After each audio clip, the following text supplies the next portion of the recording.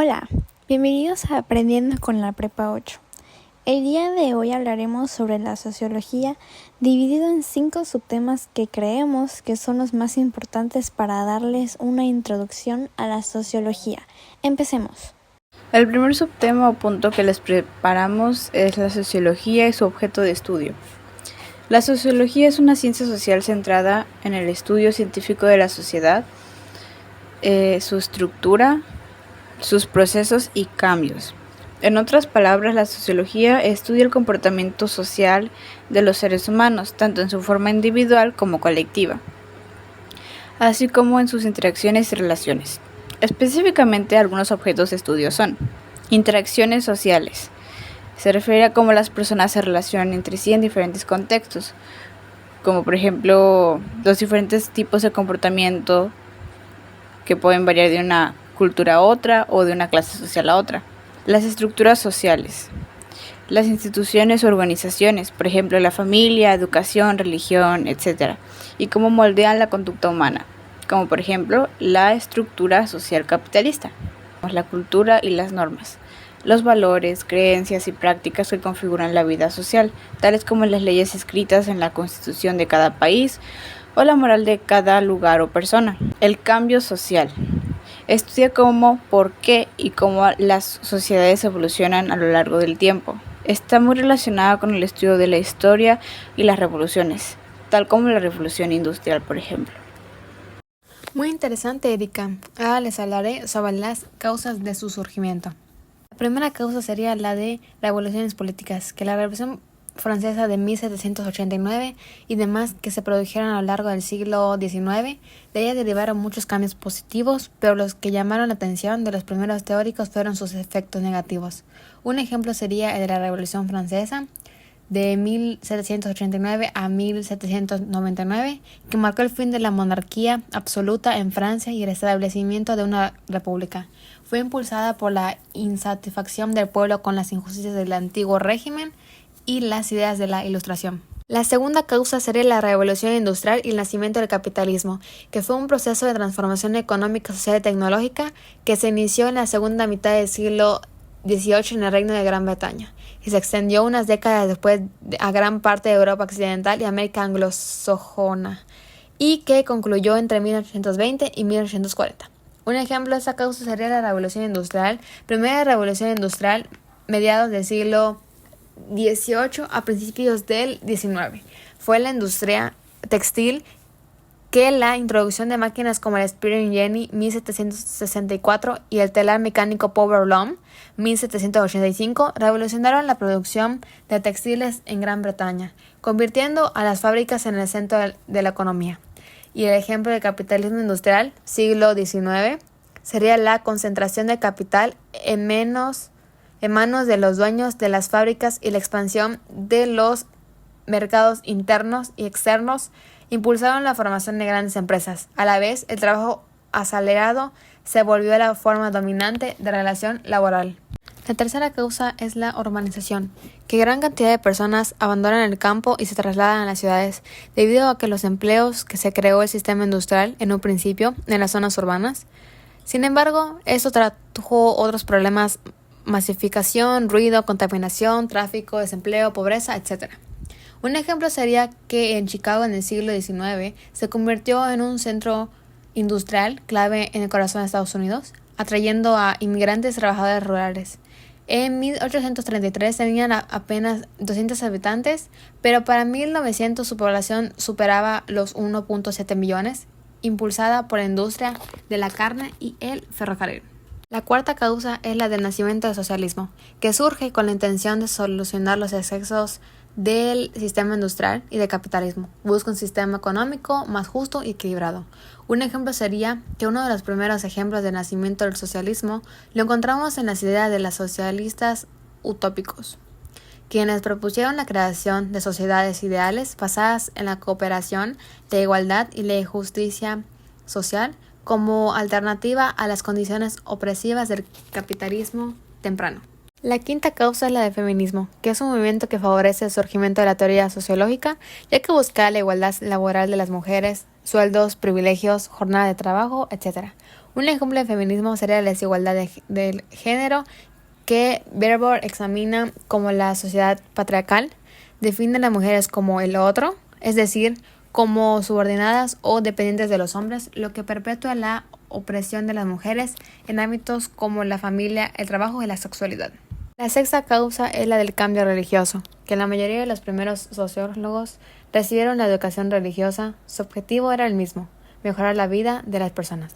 Un ejemplo clave de un cambio religioso en la sociología es el análisis de la Reforma Protestante y su impacto en el desarrollo del capitalismo, tal como lo describe el sociólogo Max Weber en su obra La ética protestante y el espíritu del capitalismo, 1805.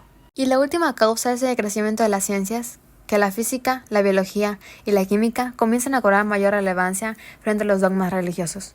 Las ciencias sociales también comienzan a ser tomadas en cuenta. Y como un ejemplo importante del crecimiento de las ciencias de la sociología es el análisis de Auguste Comte sobre el desarrollo del conocimiento humano a través de su ley de los 3 estados. Bien, continuaremos con las funciones de la sociología.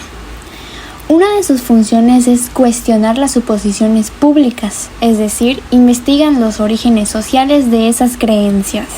Un ejemplo claro de cómo se cuestionan creencias comunes sería cuando se analiza la idea de que los hombres son mejores líderes que las mujeres. Esta creencia ha sido aceptada en muchas sociedades, pero al investigar su origen, se descubre que no está basada en diferencias naturales entre hombres y mujeres, sino en tradiciones y costumbres que se han transmitido de generación en generación. Otra función sería hablar cuando el público está desinformado acerca de un problema social, localizar su origen y evaluar su campo de acción. Por ejemplo, cuando muchas personas creen que la pobreza se debe solo a la falta de esfuerzo de quienes la padecen, al investigar más a fondo, se puede descubrir que la verdadera causa está en problemas como la falta de oportunidades, la desigualdad económica o políticas injustas. Tiene también la función de llamar la atención hacia problemas sociales que pudieran estar ocultos, ignorados o incomprendidos. Un ejemplo sería la situación de las personas sin hogar. A menudo este problema es ignorado o minimizado, ya que muchas personas piensan que solo afecta a unos pocos.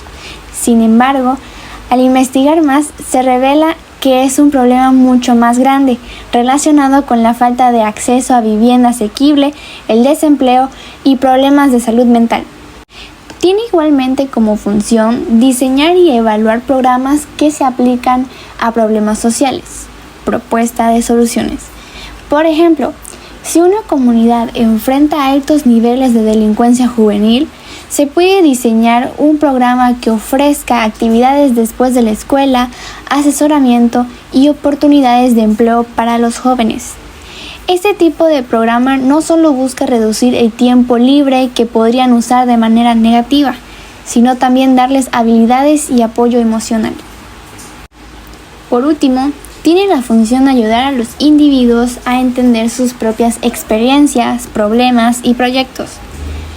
En esto puede entrar la imaginación sociológica, que permite comprender que los defectos y fracasos personales son resultados de fuerzas sociales, fuerzas que están lejos del control del individuo y pueden explicarse en términos de patrones sociales y no de psicología individual. Un ejemplo sería cuando una persona pierde su empleo y se siente fracasada pensando que el problema solo es suyo. Sin embargo, con la imaginación sociológica puede entender que su situación no es simplemente un fallo personal, sino el resultado de fuerzas sociales más grandes, como una crisis económica o cambios en el mercado laboral. Ahora pasaremos con sus principales teorías. Una de estas teorías es el funcionalismo estructuralista. Este es un enfoque sociológico que analiza las estructuras sociales de una sociedad en su conjunto. Se basa en la idea de que las sociedades están compuestas por partes integradas, armoniosas y cohesivas, en las que cada una funciona para mantener el orden, el consenso y el equilibrio social. Una idea de esto sería que en una sociedad La educación no solo enseña conocimientos académicos, sino que también transmite normas y valores culturales que ayudan a integrar a las personas dentro del sistema social. De igual forma, tenemos el interaccionismo simbólico, que es una teoría sociológica que explica la conducta humana como resultado de la interacción social y el intercambio de significados en la vida cotidiana. Esta teoría se basa en la idea de que la interacción se lleva a cabo a través de actos simbólicos, como gestos, palabras, entonación o expresiones faciales. Como ejemplo sería que las personas dan significado a los gestos en una conversación. Cuando alguien te sonríe, tú interpretas esa sonrisa como un gesto amistoso, afectuoso o de aprobación. La teoría funcionalista es una escuela de pensamiento que sostiene que las sociedades tienen mecanismos propios para regular las irregularidades y los conflictos. Esta teoría se basa en la idea de que todos los elementos de una sociedad tienen una función determinada y contribuyen a mantener el equilibrio social. Un ejemplo sería que en una sociedad, la familia tiene la función de socializar a los hijos, enseñándoles normas y valores. La escuela, por su parte, cumple la función de transmitir conocimientos y habilidades. Ambas instituciones, al cumplir sus roles, contribuyen al funcionamiento y estabilidad de la sociedad. Por otro lado, la teoría del conflicto es una rama de la teoría sociológica que estudia las acciones de las personas, grupos u organizaciones para obtener el máximo beneficio. Esta teoría se basa en la idea de que el desacuerdo y la lucha son parte de las dinámicas naturales de la sociedad, al igual que el acuerdo y el convenio.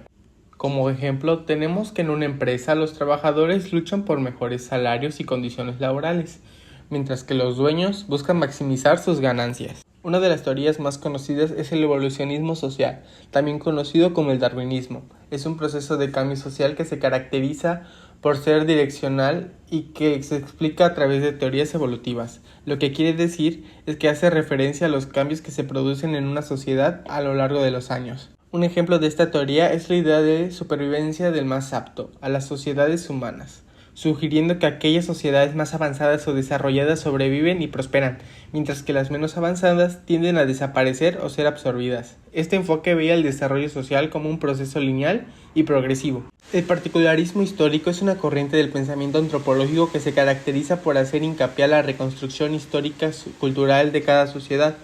Esta corriente se basa en el trabajo de campo y cuestiona al evolucionismo y al difusionismo, haciendo énfasis a la reconstrucción histórica cultural particular de cada sociedad basados en el trabajo de campo.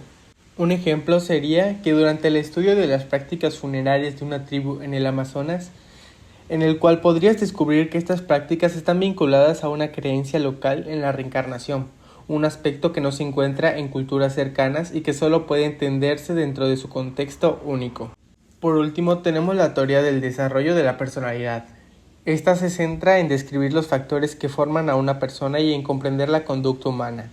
En sociología, la personalidad se entiende como un nivel superior de organización de contenidos psicológicos que permite participar en la regulación del comportamiento. Una idea de esto es que un adolescente que no resuelve el conflicto de identidad contra la confusión de roles podría causar a la persona tener dificultades para definir quién es y qué quiere en la vida, lo que puede llevar a inseguridades o confusión sobre su identidad en la adultez. Conocer sus teorías es muy interesante, Johnny, pero ahora les hablaré sobre la relación de la sociología con otras ciencias. Sabemos que la sociología se sentó por conocimientos que ya habían sido previamente trabajados. Surge por ciencias como la filosofía, el derecho, la economía, psicología y muchas otras. Podríamos pensar que esta ciencia se conforma de materias puramente sociales, pero en realidad abarca mucho más allá de ellas, incluyendo otros campos como la biología, ecología y geografía. Comenzaré explicando estas. Podemos decir que la biología se relaciona con la sociología al estudiar las conexiones de lo social con la biología del hombre. Otra ciencia auxiliar importante es la geografía, que contribuye enormemente al brindar ubicaciones, regiones y situaciones geográficas. También está la ecología, la cual ayuda en el análisis de los ecosistemas. La física igualmente tiene relación con esta ciencia cuando se trata del estudio de la cantidad y la fuerza. Ahora, es verdad que cuando hablamos de los campos sociales podemos extendernos mucho más, ya que es una relación más directa. Mencionaré las principales. Tenemos a la filosofía, que como mencioné anteriormente fue una de las bases para la creación de la sociología. Esta investiga los valores e ideales normativos de la sociedad, lo cual es crucial para resolver problemas sociales. También está la ética, que es similar a la filosofía, que igualmente ayuda en el estudio de los valores morales relativos a los actos humanos. Permite a la sociología llegar al hecho social, que es el objeto de estudio. La psicología, por supuesto, no podía faltar, brindando el conocimiento del carácter y la forma de ser de las personas. También es muy importante la economía, que describe los esfuerzos de los hombres por obtener bienes necesarios para vivir. En este entran los problemas sociales bien conocidos como las clases sociales y la pobreza, etc. Existen muchas otras que igual fueron fundamentales para el desarrollo de la sociología, tales como la antropología, la historia, la política y el derecho, todas con aportaciones que nos llevan a cómo es esta ciencia hoy en día.